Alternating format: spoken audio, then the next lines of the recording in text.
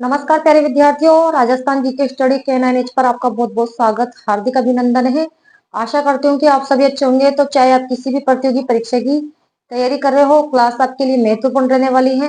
यहाँ पर आपको भूगोल, कला, संस्कृति, इतिहास के मॉडल पेपर सोल्व करवाए जा रहे हैं, जो कि आपकी परीक्षा की दृष्टि से आपके लिए काफी महत्वपूर्ण रहने वाले हैं।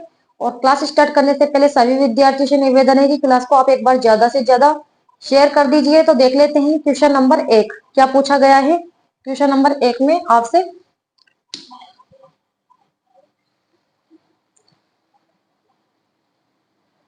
राज्य का सर्वाधिक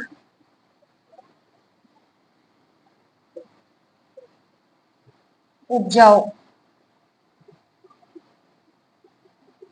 भौतिक प्रदेश है। ऑप्शंस दे दिए गए हैं आपको यहाँ पर। पूर्वी मैदानी प्रदेश,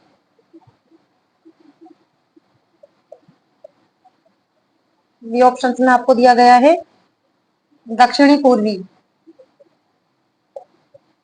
पठारी प्रदेश, सी ऑप्शंस में आपको दिया गया है अरावली पर्वतीय प्रदेश,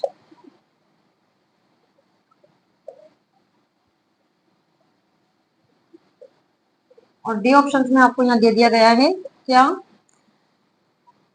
उपयुक्त सभी उपयुक्त सभी।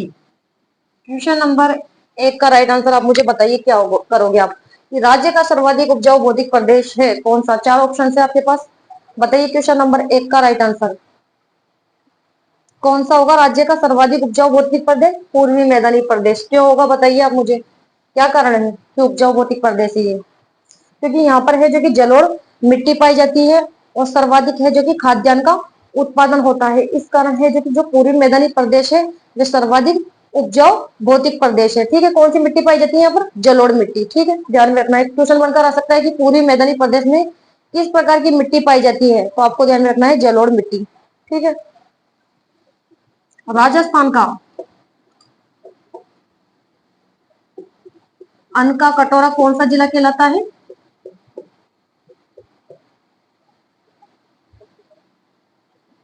श्री गंगानगर।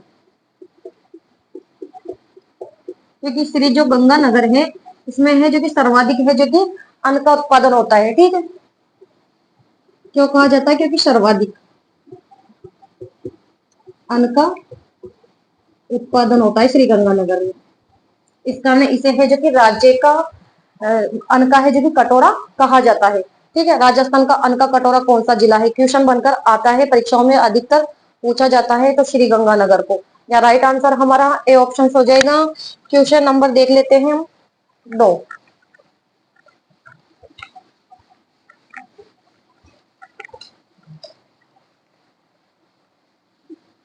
क्या पूछा गया है क्वेश्चन नंबर 2 में आपसे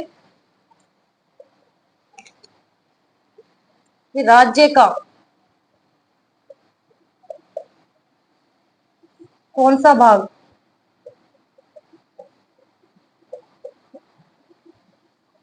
अरब सागर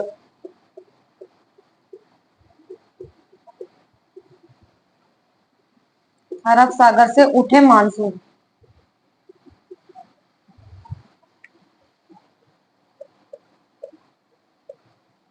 मानसून से सर्वाधिक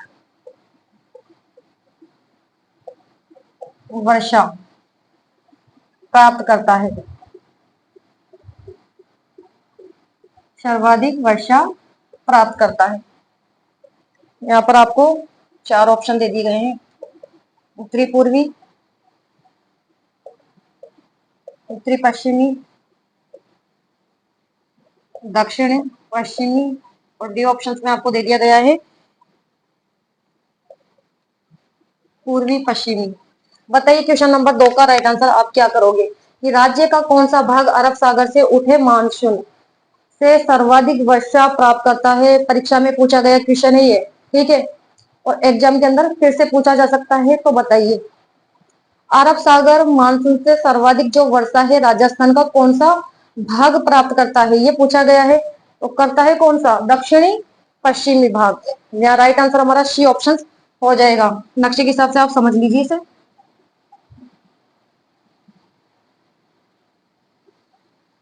ठीक है, ये हो गई अरब सागर शाखा। ठीक है, मानसून की दो प्रकार की शाखा होती है, एक तो अरब सागर शाखा और दूसरी शाखा होती है बंगाल की खाड़ी। ठीक है, इन दो शाखाओं से राजस्थान वर्षा प्राप्त करता है। तो सर्वाधिक वर्षा किससे प्राप्त करता है? बंगाल की खाड़ी से।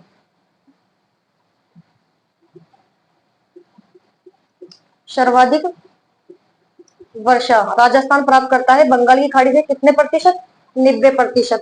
और अरब सागरीय मानसून की शाखा से राजस्थान प्राप्त करता है कितना? 10%। ठीक है, तो सबसे ज्यादा अगर क्वेश्चन बनकर आ जाए कि राजस्थान सर्वाधिक वर्षा प्राप्त करता है किससे, तो बंगाल की खाड़ी से 90%, और अरब सागरीय मानसून शाखा से प्राप्त करता है 10%। लेकिन यहाँ पूछा गया है कि राज्य का कौन सा भाग अरब सागर से उठे मानसून से सर्वाधिक वर्षा प्राप्त करता है, तो अरब सागरीय शाखा से राजस्थान का जो भाग है वे दक्षिणी और पश्चिमी, ठीक है, ये वर्षा प्राप्त करता है।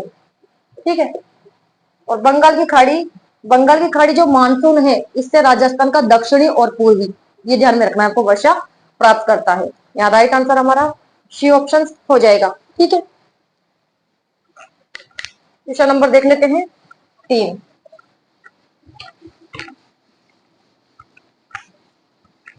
तो यहाँ पर राजस्थान की भूगोल, कला, संस्कृति और इतिहास आपको यहाँ पर है, जो कि डेली 10 क्वेश्चन सोल्व करवाए जा रहे हैं। और 10 क्वेश्चनों में से ये देखिए आप आपके कितने राइट निकलते हैं और कितने रॉन्ग निकलते हैं। अपनी तैयारी का आप अपना आकलन करते चले जाइए। तो देख लेते हैं क्वेश्चन नंबर 3 क्या पूछा गया है। क्वेश्चन नंबर 3 में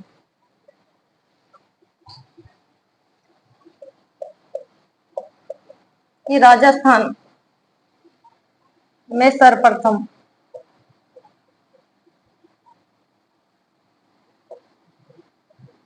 सीमेंट कारखाना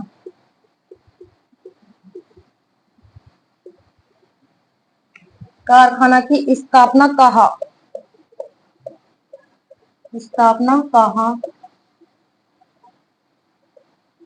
हुई थी, कहाँ हुई थी या फिर कब हुई थी, इस प्रकार से क्वेश्चन बनकर आते हैं। यहाँ पर आपको नाम दे दिए गए हैं मोड़क, बी ऑप्शंस में आपको दे दिया गया है लाखेरी, सी ऑप्शंस में निम्बाहेड़ा, और डी ऑप्शंस में आपको दे दिया गया है चित्तौड़गढ़। बताइए क्वेश्चन नंबर 3 का राइट आंसर कि राजस्थान में सर्वप्रथम सीमेंट कारखाना की स्थापना कब हुई थी। ये क्वेश्चन मैं करवा चुकी हूँ आपको सोल्व के लिए। तो सर्वप्रथम जो सीमेंट कारखाने की स्थापना है वो हुई थी लाखेरी बूंदी में, ध्यान में रखना है। यहाँ राइट आंसर हमारा हो जाएगा बी ऑप्शन, सर्वप्रथम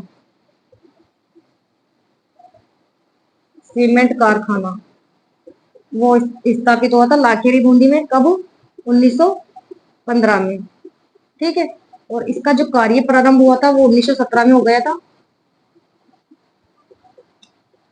1917 में। ठीक है, और सर्वाधिक सीमेंट का जो उत्पादन करने वाला जिला है राजस्थान का, वह कौन सा है? चित्तौड़गढ़। क्वेश्चन बनकर आ सकता है कि राजस्थान का वह जिला जो सर्वाधिक सीमेंट का उत्पादन करता है तो वो है चित्तौड़गढ़। यहाँ से भी एक क्वेश्चन बनकर आ सकता है। राज्य का सर्वाधिक सीमेंट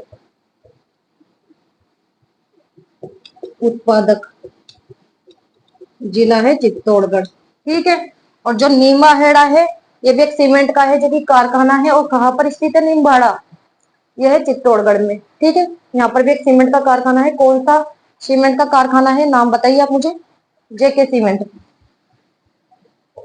नाम सुना होगा आपने। जेके जो सीमेंट कारखाना है ये है निम्बाड़ा चित्तौड़गढ़।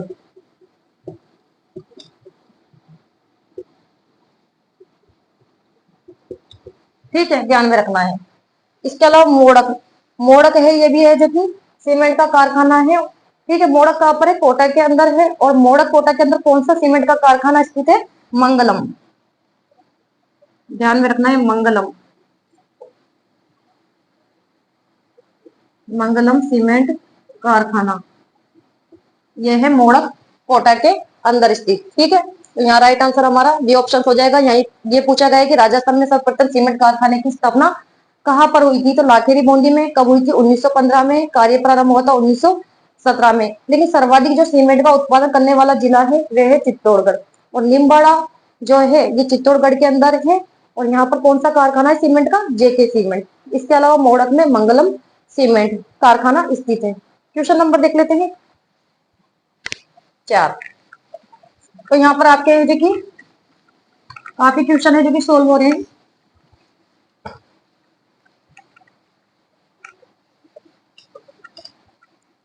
क्या पूछा गया है क्वेश्चन नंबर 4 में आपसे कि ISFR 2021 के अनुसार राजस्थान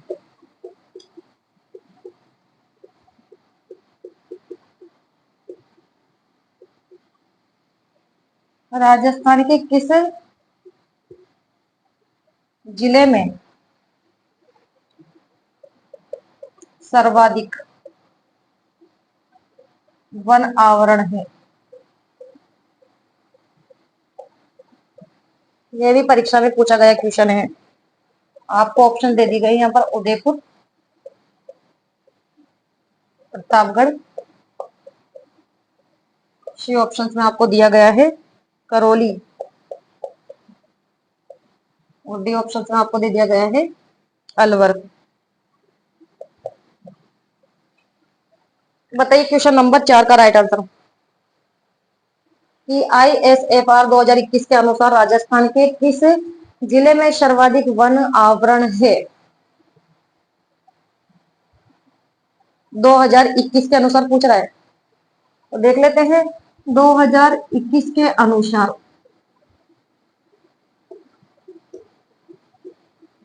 सर्वाधिक वन आवरण फर्स्ट नंबर पर है उदयपुर, उसके बाद है अलवर। क्रम भी याद रखना आप,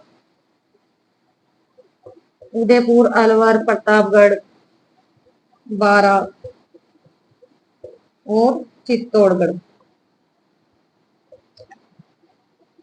ठीक है, सर्वाधिक जो वनों का आवरण है वे उदयपुर में है, उसके बाद अलवर है, फिर प्रतापगढ़ है, फिर बारा है और फिर चित्तौड़गढ़ है। तो यहाँ पर यही पूछा गया है कि ISFR 2021 के अनुसार राजस्थान के किस जिले में सर्वाधिक वनों का आवरण है? तो यहाँ राइट आंसर हमारा ए ऑप्शन हो जाएगा उदयपुर फर्स्ट नंबर पर।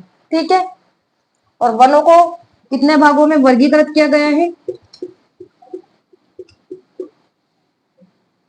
वनों का वर्गीकरण ये किया गया है 3 भागों में। बताइए, एक तो आरक्षित आरक्षित वन,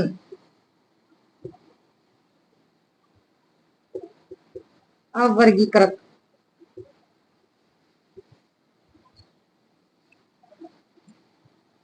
आरक्षित वन, अवर्गीकृत वन, सुरक्षित वन या संरक्षित वन। संरक्षित वन ध्यान में रखना है। ठीक है, आरक्षित वन, सुरक्षित या संरक्षित वन या अवर्गीकृत वन। आरक्षित वन सबसे ज्यादा कहाँ पाए जाते हैं? उदयपुर में, ध्यान में रखना है। और अवर्गीकृत वन सबसे ज्यादा पाए जाते हैं बीकानेर। और सुरक्षित और संरक्षित वन ये 12, ध्यान में रखना है। ठीक है, तो यहाँ पर राइट आंसर हमारा ए ऑप्शन हो जाएगा। क्वेश्चन नंबर देख लेते हैं 5।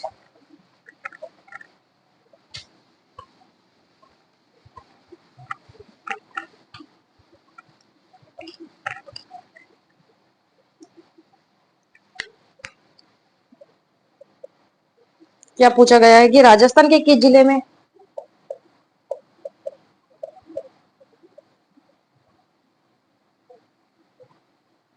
राजस्थान के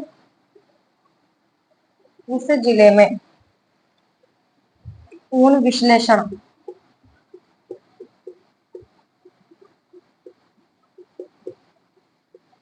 प्रयोगशाला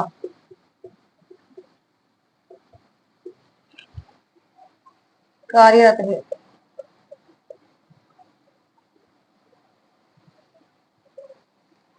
यहाँ पर ऑप्शन दे दिए गए आपको जैसलमेर, बी ऑप्शन में आपको दे दिया गया है बाड़मेर, सी ऑप्शन में आपको दे दिया गया है अजमेर,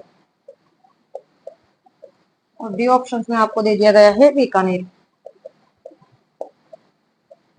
बताइए क्वेश्चन नंबर 5 का राइट आंसर क्या करोगे कि राजस्थान के किस जिले में ऊन विश्लेषण प्रयोगशाला कार्यरत है।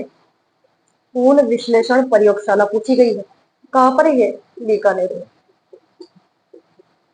राइट आंसर हमारा डी ऑप्शन हो जाएगा। ठीक है, जैसलमेर में तो मिरर वर्क, जैसलमेर जो प्रसिद्ध है वह है मिरर वर्क के लिए। क्वेश्चन बनकर आ सकता है कि मिरर वर्क के लिए प्रसिद्ध जिला कौन सा है, तो जैसलमेर। और जो बाड़मेर है ये जटपट्टी उद्योग के लिए, जटपट्टी उद्योग के लिए प्रसिद्ध है। जटपट्टी उद्योग के लिए कौन सा गांव? जशोल गांव बाड़मेर। ठीक है, इसके अलावा जो अजमेर है ये किसके लिए प्रसिद्ध है बताइए? कौन सी कला के लिए? मिनीएचर पेंटिंग्स के लिए। ठीक है,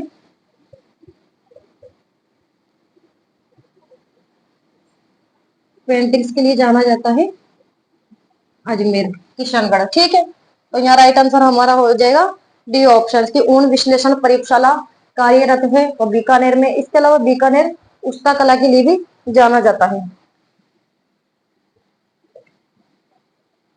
बीकानेर उस्ता कला के लिए भी जाना जाता है। यहाँ राइट आंसर डी ऑप्शन हो जाएगा। क्वेश्चन नंबर देख लेते हैं 6।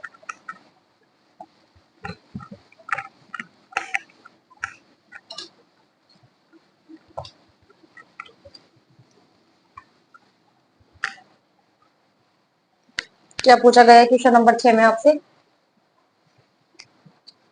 कि डिंगल पिंगल क्या है? डिंगल पिंगल क्या है? ऑप्शंस दे दिए गए हैं लोक देवता, या फिर कोई प्रथा है ये ऑप्शन में आपको दिया गया है, या फिर बोलिया, और डी ऑप्शन में आपको दे दिया गया है साहित्य। बताइए क्वेश्चन नंबर 6 का राइट आंसर कि डिंगल पिंगल क्या है। राजस्थान की भाषा एवं बोलियां वाला टॉपिक मैंने आपको कंप्लीट करवा दिया है। जिन विद्यार्थी ने कंप्लीट नहीं किया है वो कर लीजिए। तो डिंगल पिंगल क्या है? ये कोई लोक देवता तो है नहीं, नहीं किसी प्रकार की कोई प्रथा है, और ना ही ये बोलियां है। डिंगल पिंगल क्या है? साहित्य से लिया। या राइट आंसर डी ऑप्शन हो जाएगा साहित्य शैली। साहित्य, जो साहित्य शैली है उनको दो भागों में विभाजित किया गया है। एक तो किया गया है डिंगल में और दूसरा किया गया है पिंगल में। डिंगल और पिंगल। ठीक है, तो साहित्य का एक प्रकार का रूप माना गया है, एक प्रकार की साहित्य की शैली मानी गई है। तो डिंगल क्या है? डिंगल तो है पश्चिमी राजस्थान का साहित्य रूप, ध्यान में रखना है आपको, पश्चिमी राजस्थान का साहित्य रूप। और पिंगल क्या है? पूर्वी राजस्थान का साहित्य रूप। क्वेश्चन यहां से भी बनकर आ सकता है, पूर्वी राजस्थान का साहित्य रूप। क्वेश्चन यहाँ से बनकर आ सकता है कि पूर्वी राजस्थान के साहित्य रूप को कहा जाता है, क्या कहा जाता है? तो आपको ध्यान में रखना है पिंगल। और पश्चिमी राजस्थान के साहित्यिक रूप को कहा जाता है डिंगल, ध्यान में रखना है। ठीक है, तो डिंगल पिंगल क्या है? साहित्य की शैली है। यहाँ राइट आंसर डी ऑप्शन हो जाएगा। क्वेश्चन नंबर देख लेते हैं 7।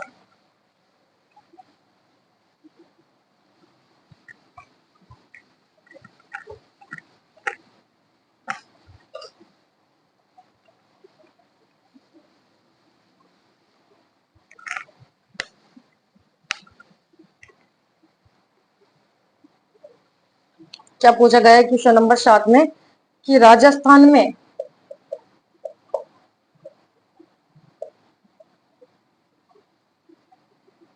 राजस्थान में वल्लभ संप्रदाय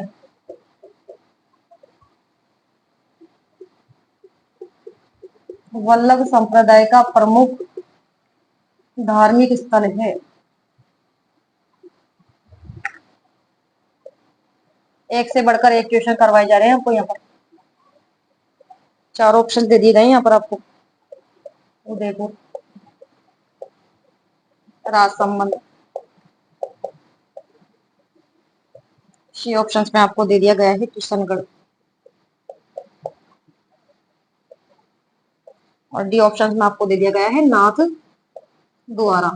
बताइए क्वेश्चन नंबर 7 का राइट आंसर क्या करोगे कि राजस्थान में वल्लभ संप्रदाय का प्रमुख धार्मिक स्थल है। बताइए वल्लभ संप्रदाय के प्रवर्तक जो हैं वो कौन है? वल्लभाचार्य। ठीक है, राजस्थान में जो वल्लभ संप्रदाय है उसका प्रमुख धार्मिक स्थल पूछा गया है तो वो है नाथ द्वारा। यहाँ राइट आंसर डी ऑप्शन हो जाएगा।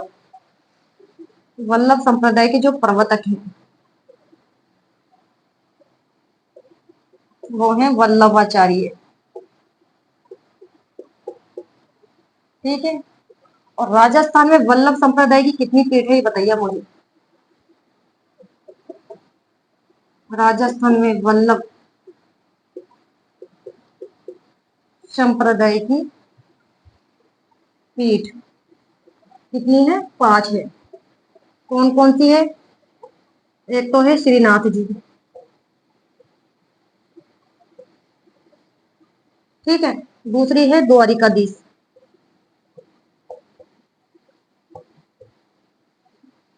तीसरी है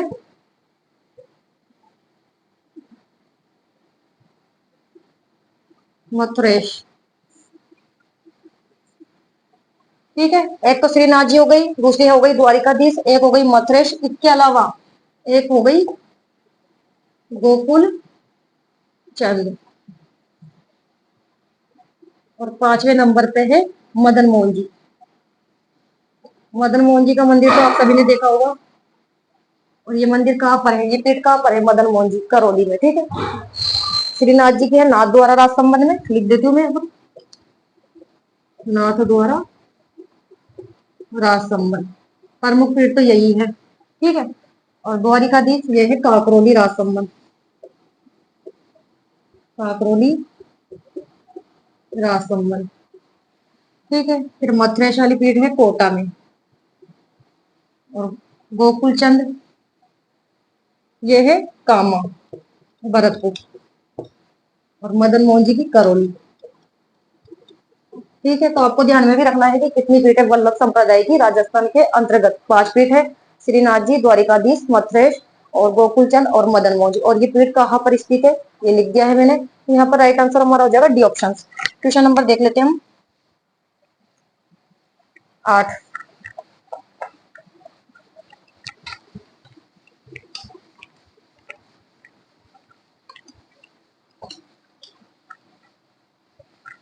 और एग्जाम के अंदर क्वेश्चन यहाँ से ही घूम फिर कर आने वाले हैं। ठीक है, या तो क्वेश्चन की थोड़ी सी है जो कि पूछने की लैंग्वेज चेंज कर दी जाएगी, या तो ठीक है परिवर्तन कर दिया जाएगा तो क्वेश्चन पूछने में कुछ, या फिर ऑप्शंस में परिवर्तन किया जाएगा। वहां पर देखना, यही चेंज आपको वहां पर देखने को मिलेगा।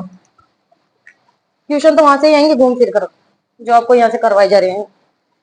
क्वेश्चन नंबर देख लेते हैं 8 क्या पूछा गया है। अलवर जिले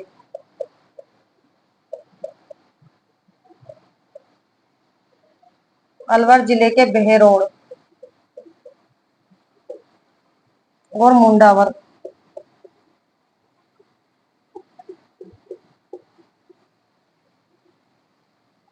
कौन सी भाषा बोली जाती है? ये भी भाषा और बोलियों से क्वेश्चन पूछा गया है आपसे।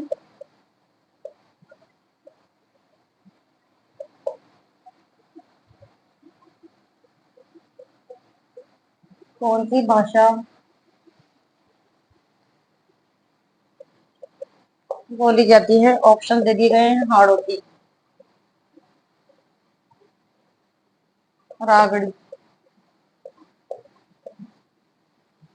मेवाड़ी, और डी ऑप्शन में आहिरवाटी। बताइए क्वेश्चन नंबर 8 का राइट आंसर क्या करोगे। कि अलवर जिले के भेरोर और मुंडावर में कौन सी भाषा बोली जाती है। राजस्थान की भाषा एवं बोलियों में मैंने ये टॉपिक आपको अच्छी तरह से कंप्लीट करवा दिया है, ठीक है। तो वहां जाकर देख लीजिए आप एक बार। हाड़ौती जो भाषा है ये राजस्थान के किन जिलों में बोली जाती है? कोटा, बूंदी, बारा और झालावाड़ में, ठीक है। हाड़ौती भाषा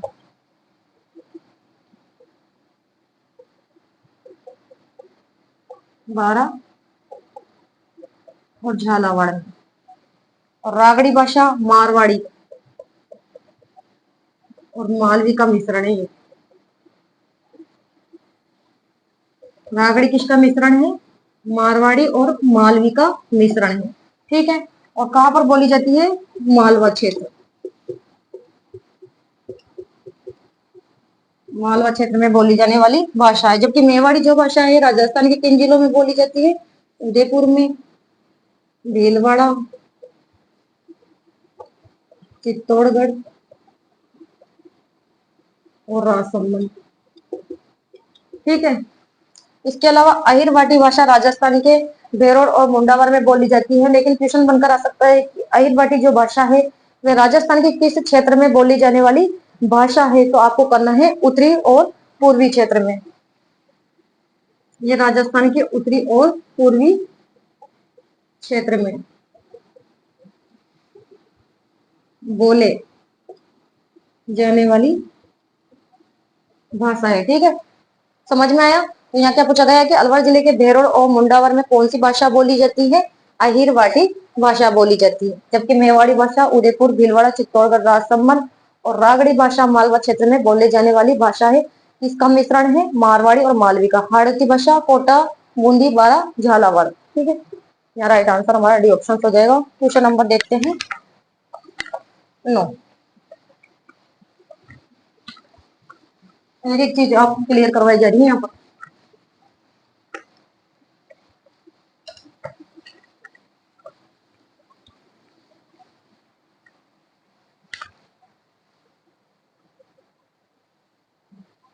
कि मेवाड़ और मारवाड़ की संयुक्त सेना,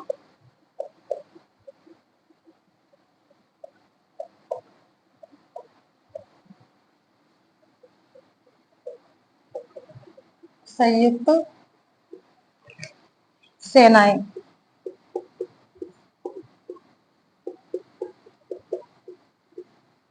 मुगलों द्वारा कहाँ पराजित की गई थी?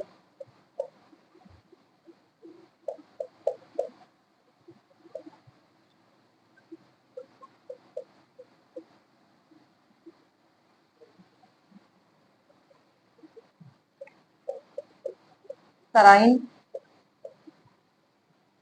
पानीपत, सुमेल और डी ऑप्शन में आपको दिया गया है क्या? देवबारी। बताइए क्वेश्चन नंबर 9 का राइट आंसर।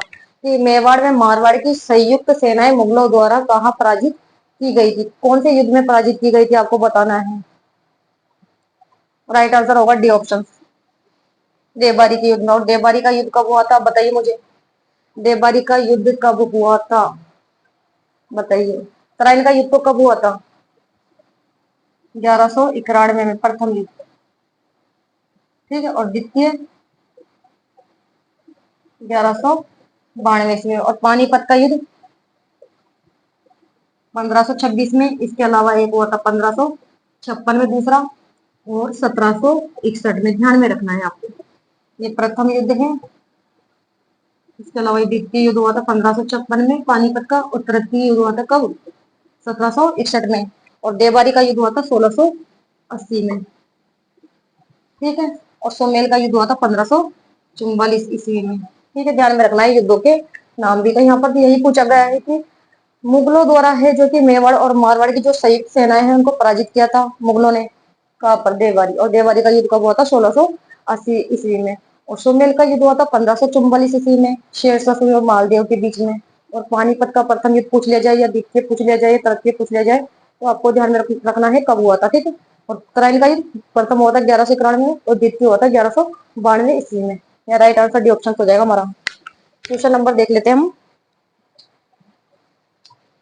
10।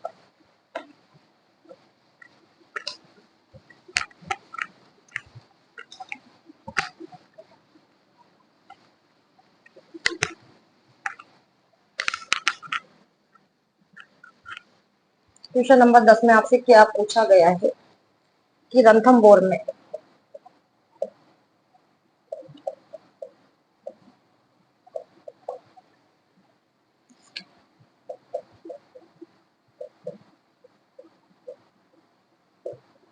रणथंभौर में चौहान वंश की स्थापना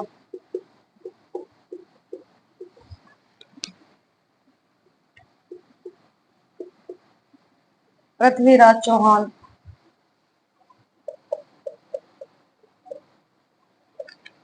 के किस पुत्र ने की थी?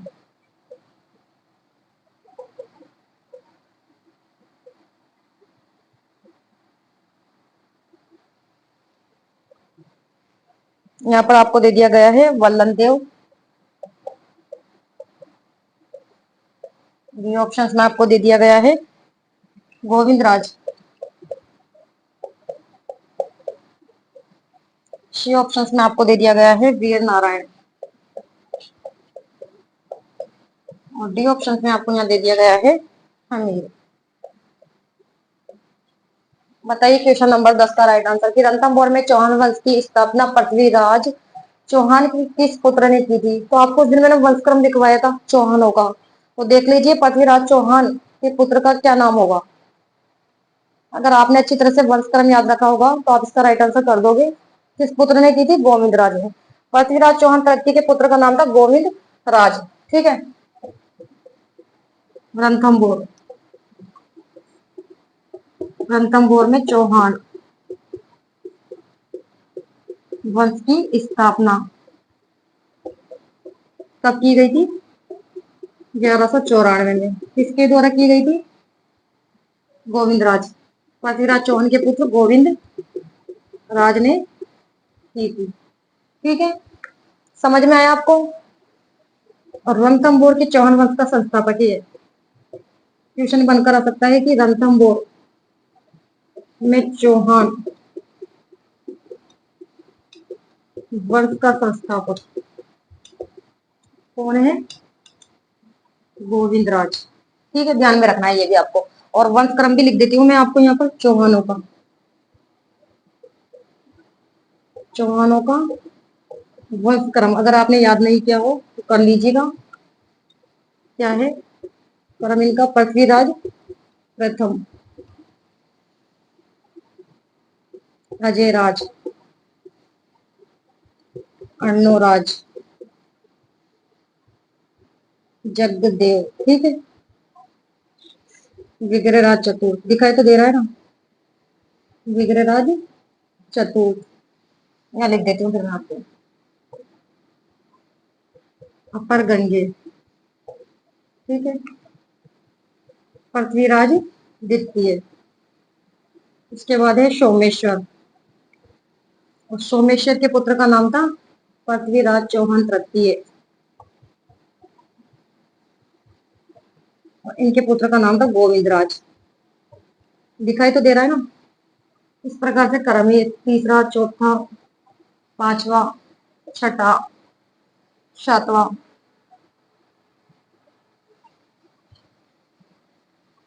छठा, सातवां, आठवां, नौवां और 10वां।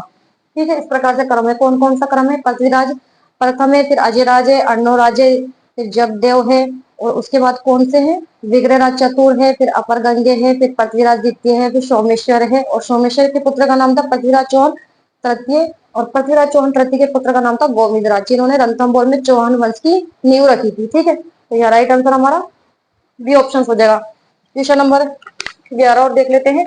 एक क्वेश्चन और है इसमें एक्स्ट्रा।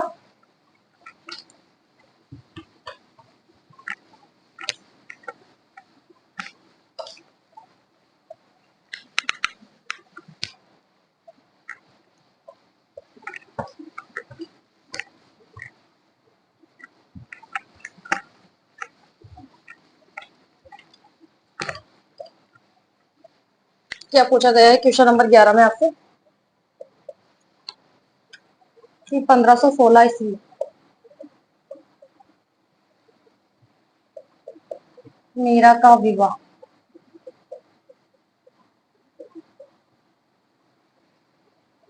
रिक्त स्थान दे रखा है से हुआ। मीराबाई से संबंधित क्वेश्चन भी परीक्षाओं में पूछे जाते हैं। ठीक है, तो यहाँ पर नाम दे दिया गया आपको विक्रमादित्य, और बी ऑप्शंस में आपको दिया गया है भोजराज।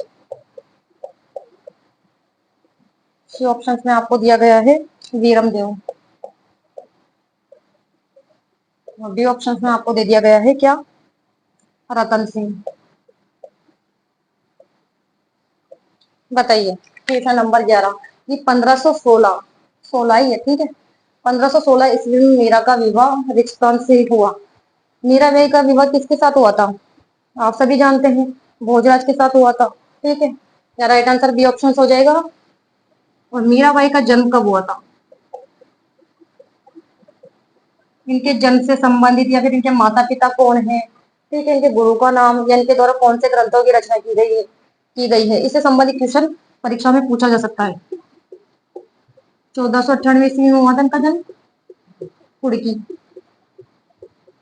ब्यावर में। ठीक है, इसके अलावा इनके पिता का नाम क्या नाम था इनका? रतन सिंह। और माता का क्या नाम था? वीर कुंवर। और मीराबाई के बचपन का क्या नाम था? बचपन में इनका क्या नाम था? पेमल। ठीक है, और इनके पति का क्या नाम था? भोजराज, ध्यान में रखना है आपको। और गुरु का क्या नाम था? रैदास। ठीक है, और इनके द्वारा कौन से ग्रंथों की रचना की गई थी? मीराबाई के द्वारा पदावली। ठीक है, और गीत गोविंद। ठीक है, ठीक है, यहाँ से क्वेश्चन बनकर आ सकता है कि पदावली किसके द्वारा रचित है। ठीक है, इसकी रचना किसके द्वारा की गई है? तो मीराबाई। या फिर मीराबाई के बचपन का नाम क्या था, इनका जन्म कब हुआ था, कहाँ पर हुआ था, पिता का क्या नाम था, या फिर माता का क्या नाम था, गुरु का क्या नाम था, इनसे संबंधित क्वेश्चन है जो कि परीक्षा में पूछे जा सकते हैं। जो इंपॉर्टेंट है वो लिखवा दिया है मैंने। ठीक है, याद कर लीजिएगा। तो आज के क्वेश्चन हमने सोल्व कर लिए हैं। और सभी विद्यार्थी से निवेदन है कि आपको अगर क्लास अच्छी लगी तो लाइक करो, शेयर करो एंड सब्सक्राइब करना ना भूले। तो नेक्स्ट क्लास में मिलते हैं, तब तक के लिए धन्यवाद। Thank you so much.